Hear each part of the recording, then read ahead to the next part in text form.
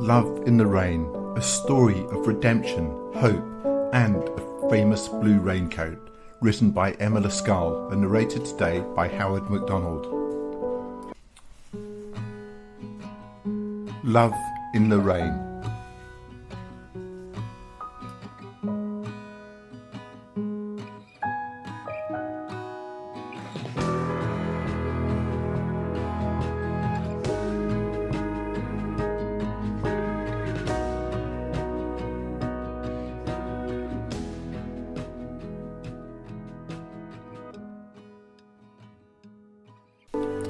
She had always been fascinated by the rain, and the way it fell from the sky in torrents, leaving everything drenched and refreshed.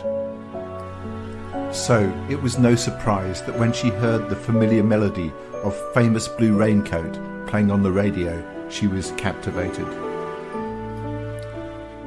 Her name was Claire, and she had always been drawn to the darker aspects of life.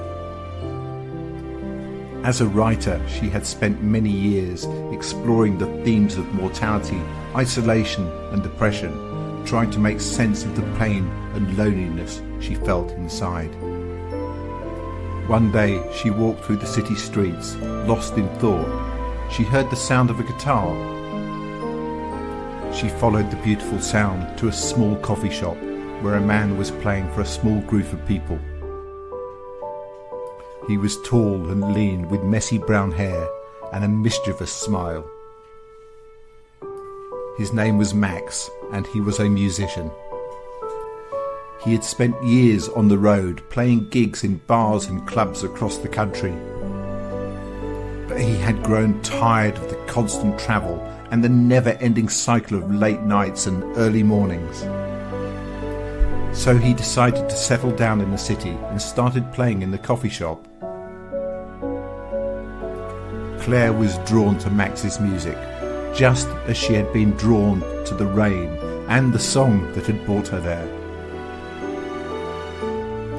They struck up a conversation, and she found herself opening up to him in a way she had never done with anyone else before. As they talked, Claire realised that Max's music was a reflection of his soul, just as famous Blue Raincoat was a reflection of hers. They shared a love of words and music, and before she knew it, they were spending all their time together. But Claire felt that she was damaged and that she had been hurt by the world in ways that Max could never understand. She was afraid to let him in, afraid that if he knew the truth about her, he would leave her. One day, as they sat together in a coffee shop, Max asked her to come to one of his gigs. She hesitated, unsure if she was ready to face the world again.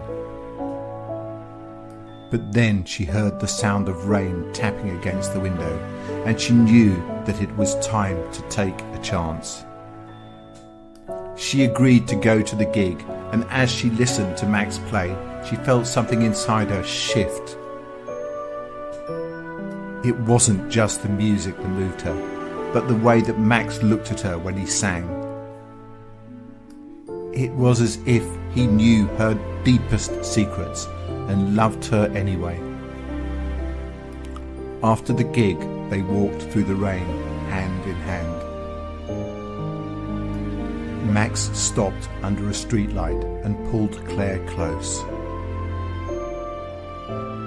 "I know you're scared," he said.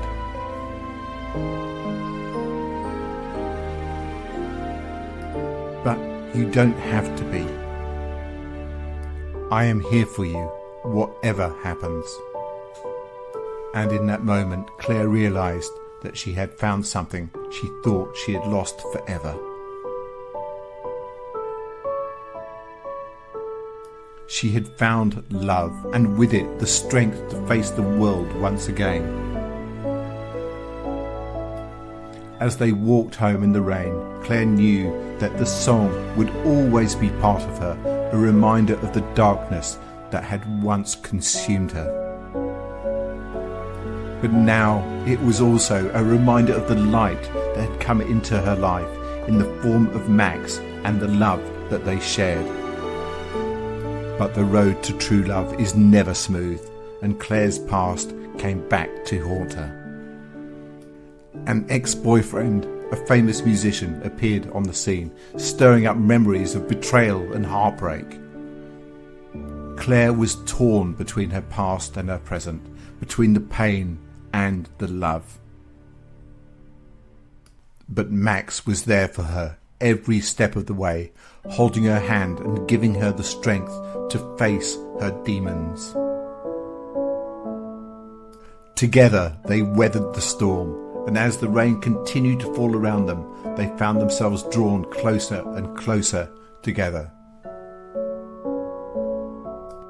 Max's love was a balm to Claire's wounded heart, and she found herself trusting him more and more. But one day, as they sat together in a coffee shop, Claire's ex-boyfriend walked in. She froze, her heart racing as memories flooded back. But Max was there, standing by her side. He put his arm around her, a gesture of protection and comfort. And as Claire looked into his eyes, she realised that she had found her home, her sanctuary from the storms of life. Together they faced the challenges that life threw their way. They navigated the tricky waters of fame and success, always holding on to each other for support. And as they stood together in the rain, their faces turned up to the sky, Claire knew that the song would always be part of her. But now it was a song of hope, a reminder that even in the darkest of times, love could be found. As they walked home, hand in hand, Claire felt a sense of peace settle over her. She knew that life would continue to be full of ups and downs, but she also knew that she had Max by her side, and that was all that mattered.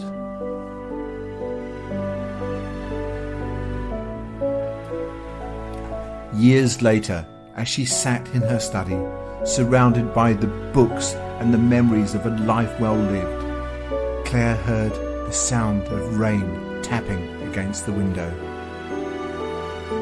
She smiled, thinking back to that day in the coffee shop when she had first heard Max's music and felt the stirrings of something new and beautiful. And as she looked out into the rain-soaked street, she knew that she had found her own famous blue raincoat, a symbol of the love and hope that had sustained her through her life.